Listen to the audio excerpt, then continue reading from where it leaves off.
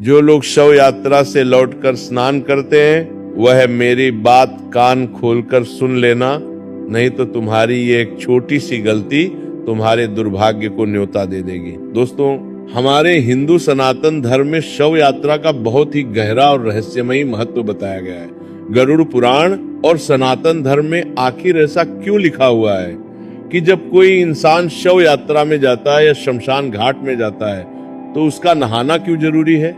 दोस्तों, आज का जो हमारा विषय होने वाला है वो विषय कोई साधारण नहीं है, क्योंकि आज आपके द्वारा की हुई उन गलतियों के बारे में आज मैं आपको बताने वाला हूँ, जो गलतियां न सिर्फ आपके दुर्भाग्य को न्योता देती है बल्कि आपके परिवार की सुख शांति और समृद्धि छीन लेती है, आपके जीवन से खुशियां छीन लेती है। जी हाँ दोस्तों, देखिए, इस वीडियो को साधारण समझने की भूल बिल्कुल मत कीजिएगा।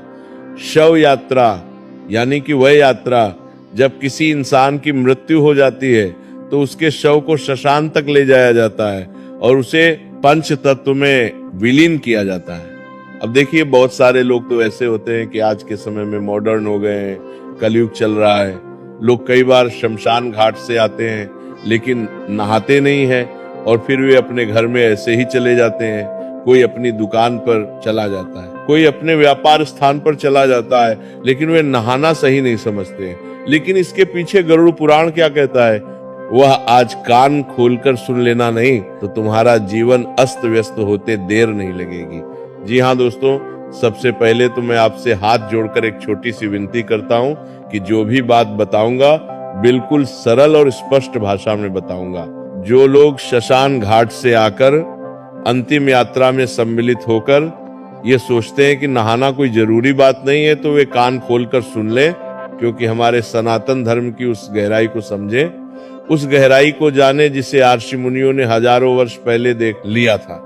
दोस्तों, गरुड़ पुराण में स्पष्ट रूप से बताया गया है कि मृत्यु केवल शरीर की समाप्ति नहीं है, यानी कि जब कोई इंसान मरता है तो सिर्फ उसका शरीर नहीं मरता बल्कि वह एक यात्रा का आरंभ है, और उस यात्रा के समय केवल वो आत्मा ही नहीं बल्कि अंतिम यात्रा में सम्मिलित हर व्यक्ति सूक्ष्म रूप से उस वातावरण से प्रभावित होता है। शमशान घाट दोस्तों हमारे शास्त्रों में अपवित्र जगह बताया गया है, लेकिन किस हद तक सही है यह भी आज हम गरुड़ पुराण के आधार पर जानेंगे। देखिए, शमशान घाट वह स्थान है जहां पृथ्वी, अग्नि, वायु और आकाश चारों तत्व एक साथ सक्रिय अवस्था में होते हैं। जी हाँ, वहां केवल लकड़ी और चिता नहीं जलती बल्कि अनगिनत भटकती हुई सूक्ष्म योनियां, अनगिनत भटकती हुई अधूरी इच्छाओं वाली आत्माएं और नकारात्मक ऊर्जाएं विचरण करती हैं। जी हाँ दोस्तों, इसीलिए हमारे शास्त्रों में यह भी बताया गया है कि घर में जब भी कोई शुभ या मंगल कार्य हो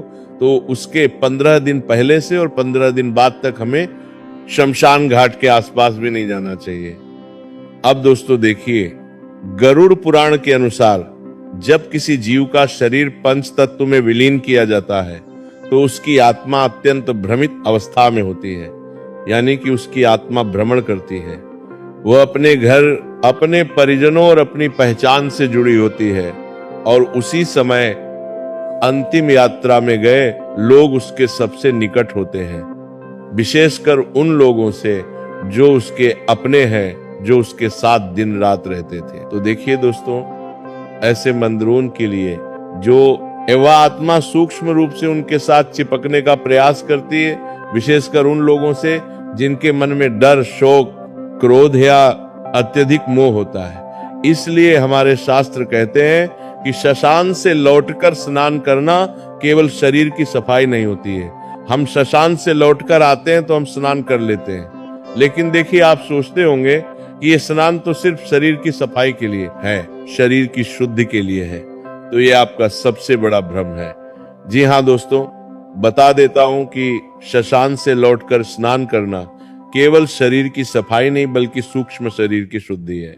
जल को सनातन धर्म में जीवन, शांति और शुद्धि का माध्यम माना गया है, और गरुड़ पुराण बताता है कि जल में प्रवेश करते ही व्यक्ति के चारों ओर बनी नकारात्मक ऊर्जा की परत टूट जाती है। यानी कि जब आप शमशान घाट से आए, अंतिम यात्रा से आए, तो आपको आकर जरूर नहाना चाहिए, और जो भी सूक्ष्म प्रभाव श्मशान से साथ आया होता है वह जल में प्रवाहित हो जाता है। और इसी कारण कहा गया है कि घर में प्रवेश करने से पहले या तुरंत घर आकर स्नान करना चाहिए। लेकिन आज के समय में देखिए कुछ लोग तो ऐसे होते हैं कि घर के अंदर ही जाकर स्नान करने लगते हैं, जबकि हमारे शास्त्रों में बताया गया है कि जब भी हम अंतिम यात्रा या शमशान घाट से लौटकर घर आते हैं तो हमें घर के बाहर ही स्नान करना चाहिए, उसके बाद घर के अंदर प्रवेश करना चाहिए। देखिए, क्योंकि यदि कोई व्यक्ति बिना नहाए उसी अवस्था में घर में प्रवेश करता है तो उस शशान की ऊर्जा को अपने घर में भी ले आता है और वही ऊर्जा धीरे धीरे घर के वातावरण में घुल जाती है।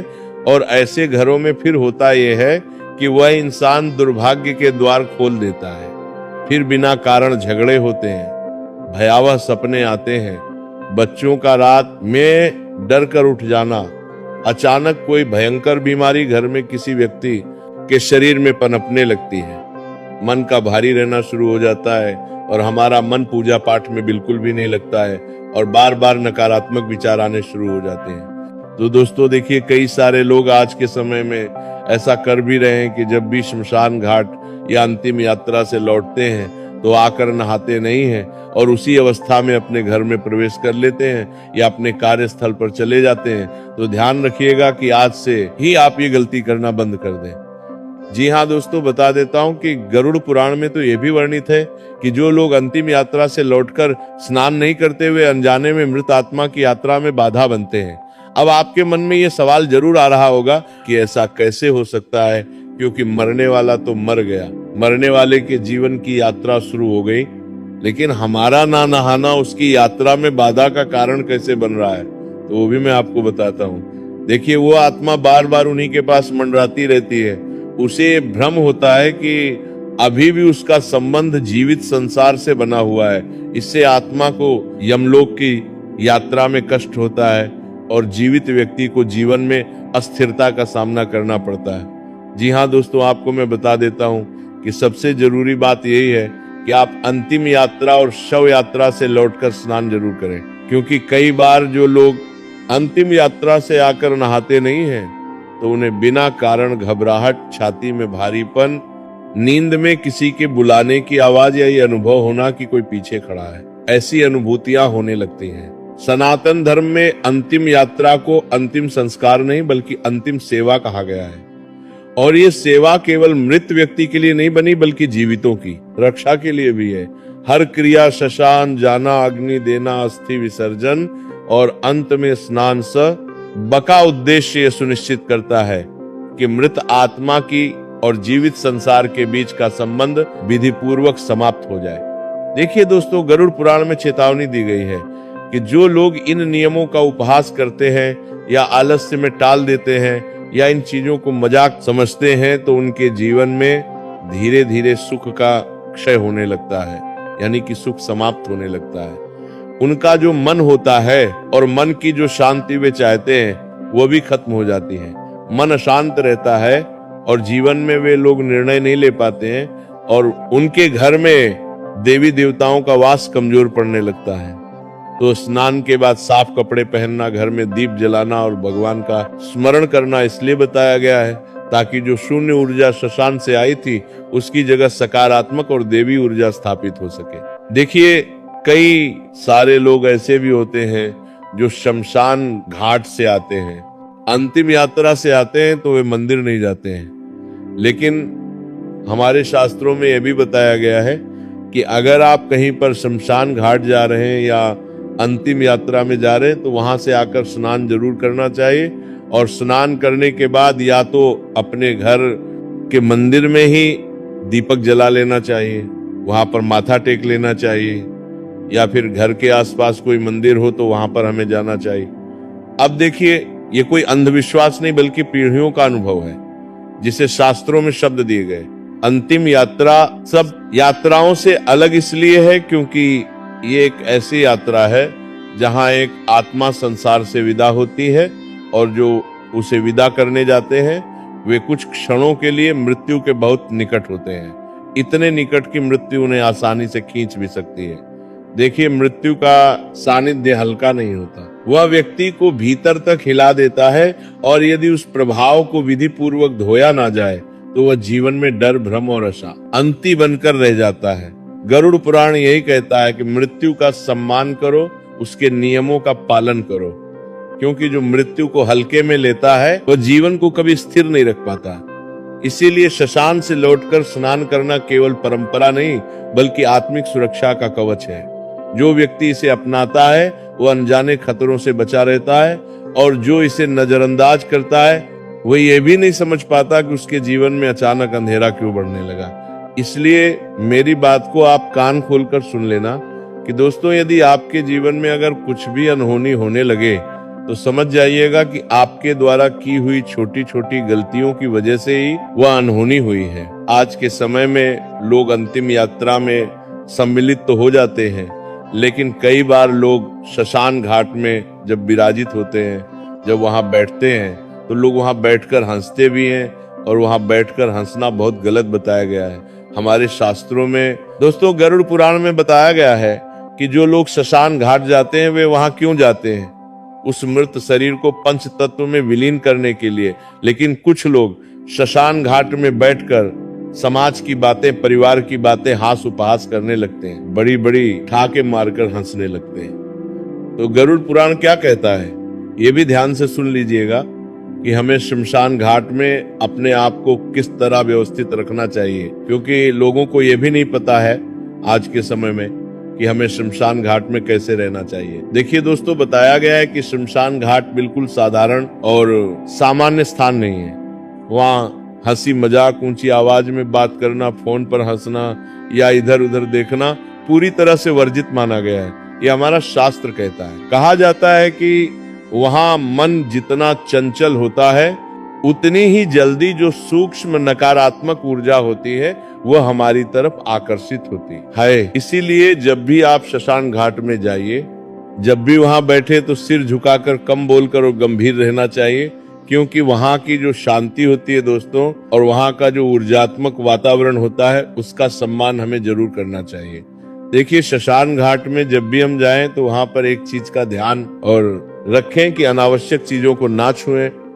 शशान में पड़ी लकड़ी, राख, चिता की मिट्टी, हड्डियां या कोई भी वस्तु बिना कारण नहीं छूनी चाहिए, क्योंकि गरुड़ पुराण के अनुसार इन वस्तुओं में मृत आत्मा की सूक्ष्म छाप जुड़ी होती है जो जीवित व्यक्ति के साथ घर तक आ सकती है। और देखिए दोस्तों, जब हम किसी इंसान की शव यात्रा में जाएं तो शव यात्रा के दौरान भी कुछ गलतियां हैं जो हमें नहीं करनी चाहिए। देखिए दोस्तों, जब हम किसी इंसान की शव यात्रा में जाते हैं तो कुछ लोग ऐसे होते हैं जो उनका नाम लेकर जोर जोर से रोते हैं। तो शास्त्रों में माना गया है कि शव यात्रा के समय अत्यधिक विलाप आत्मा को बांध देता है। शांत आंखों से श्रद्धा रखें और मन में प्रार्थना करें कि भगवान आत्मा को शांति दे। लेकिन कई लोग ऐसे होते हैं जो बार बार नाम लेकर अत्यंत विलाप करते हैं, तो उससे होता यह है कि वो आत्मा बंधन से मुक्त नहीं हो पाती और फिर उस आत्मा की आगे की यात्रा में बहुत सारी तकलीफों का सामना करना पड़ता है।